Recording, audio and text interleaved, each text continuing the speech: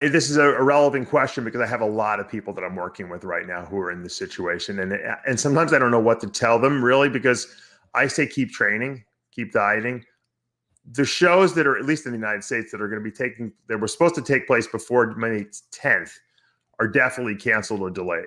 That means that they're either going to be postponed to a later date or they're not going to be held at all this year.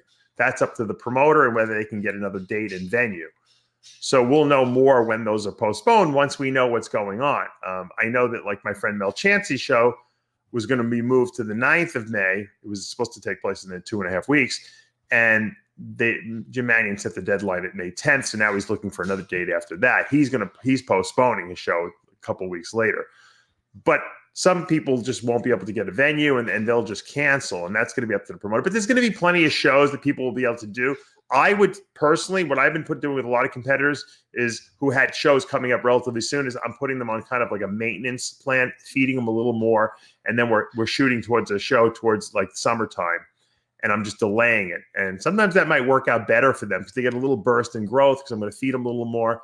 And then I once we have a cemented date in stone, then I'll put them on a strict diet again. These are for very disciplined people that can do that. Some people just are not. They're ready to eat, and they want to eat everything in sight, and that's fine. They can go to off season if they want, maybe compete in the fall or wait till next year. It's really up to the person. I give the person that I'm working with the option of what they want to do. Most people do want to compete. They like the fact that I'm going to give them a break. Some people, are right on that borderline around that May 10th, area. And I'm like, let's ride this out and see what happens. Let's keep dieting and assume that you're going to compete. If we have to push it a couple of weeks, I'm sure there'll be another show that we can do in June sometime. So there's nothing wrong with that. And I just keep them on the program. Now, if you don't have equipment to train with, obviously doing push-ups, pull-ups, I did a video on all that about how to train without equipment. The best thing I could tell you to do is go on a Craigslist or a Facebook Marketplace, and you can find people who are selling old dumbbells. Everyone has them, believe me. There's people have them in garages, they're cleaning out, especially now people are home, they don't know what to do with themselves, they're cleaning out everything. They want to get rid of them.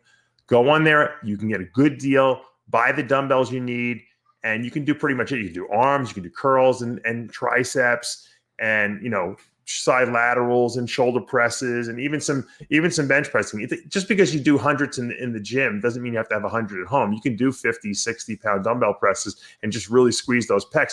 At least you'll preserve your muscle. You know what I mean? That's easy stuff to have. And then you can do pull-ups, which is a great back exercise. You can do push-ups, you can do dips.